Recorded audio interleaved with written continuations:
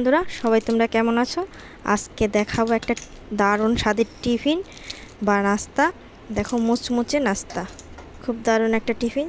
তো প্রথমে আমি দিয়ে দিলাম 2 টেবিল চামচ কর্নফ্লাওয়ার, 2 টেবিল চামচ হচ্ছে ময়দা। তারপরে দিয়ে দেবো হলুদ, একটু লবণ আর একটু জল দিয়ে ভালোভাবে ব্যাটারটাকে এভাবে গুলে নেব। ঠিক এই পরিমাণে গুলে নিতে হবে যাতে সুন্দরভাবে লেগে থাকে।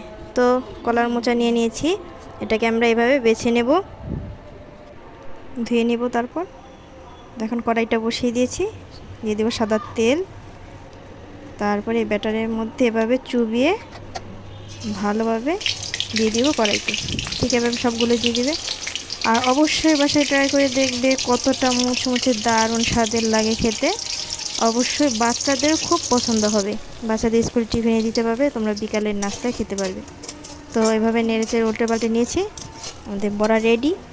তো এখন নামিয়ে নিব, একটা একটা করে সবগুলো এভাবে নামিয়ে নেব। তোমাদের দেখাবো কতটা মুচমুচে অসাধারণ খেতে হয়েছে। তো অবশ্যই আমার ভিডিওতে লাইক, শেয়ার এবং কমেন্ট রেখে যেও বন্ধুরা। সবাই ভালো থেকো, বাই বাই।